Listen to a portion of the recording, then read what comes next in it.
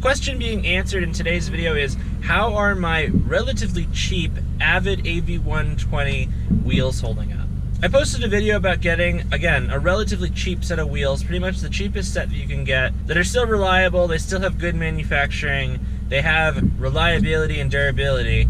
And yeah, I went through this journey. I wanted to update all you guys. There's a lot of questions on that video where I kind of introduced these wheels to the channel, and a lot of people were asking, how are they holding up? As a recap, they are AVID1 AV20 wheels. They're 18 by 9.5s in the matte black, and their matte black looks a little bit glossy. It's a really nice color. I think it contrasts with the dark gray metallic really well. For the wheels themselves, I paid about $600 shipped. You know a little bit of how much wheels costs? Yeah, that's a pretty dang good deal.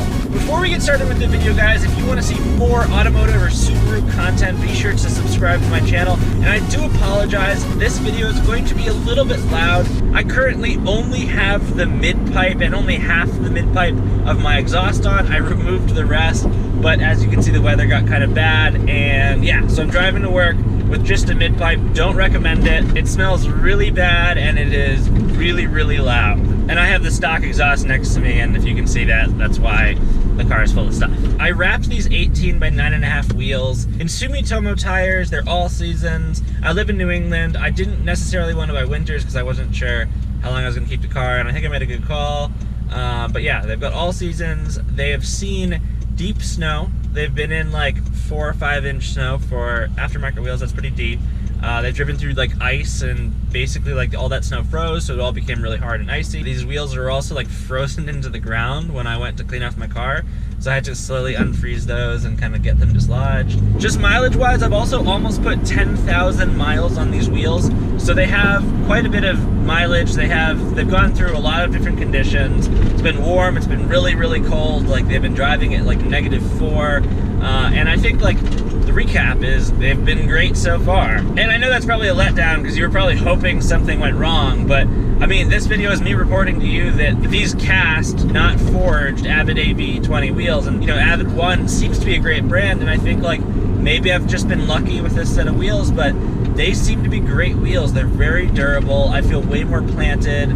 They seem to fit the car better than the stock wheels, both in size, tire size, width, and just how they ride as wheels. They're really up there on one of my favorite mods. They're probably not my favorite mod. I did put in a Seikan aftermarket head unit, and I've gotta say, I just love that thing. And I know it sounds silly as like a car person to say that you love the head unit the most, but I really do, because the stock head unit sucks regardless. The wheels really transform the car. They really make the car stand out. I mean, when I see other WRXs, the first thing they ask me about are my wheels. And I've gotta say, for 600 bucks, getting a set of wheels that have so far lasted me 10,000 miles, I've driven in pretty much all conditions, unless you live in like northern Canada or somewhere where it's getting really cold. I can't report on like -20, but negative single digits happened. It did great.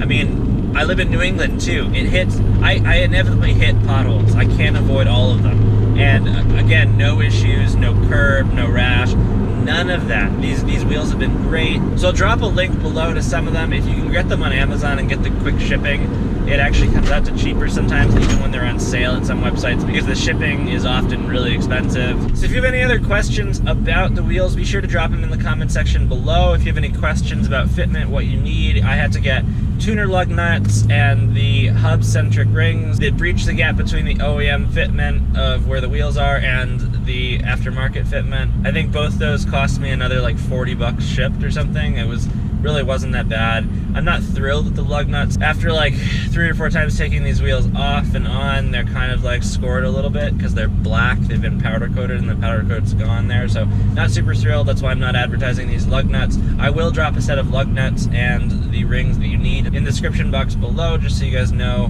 what a good set of lug nuts are and ones that I recommend, and the rings that you specifically need for this car. Well, thanks for watching, guys. Again, comment below if you have any questions or you have a story about your wheels. I'd love to hear it. I think everyone else watching the video would love to hear it. If you liked the video, give it a thumbs up. Thanks, guys.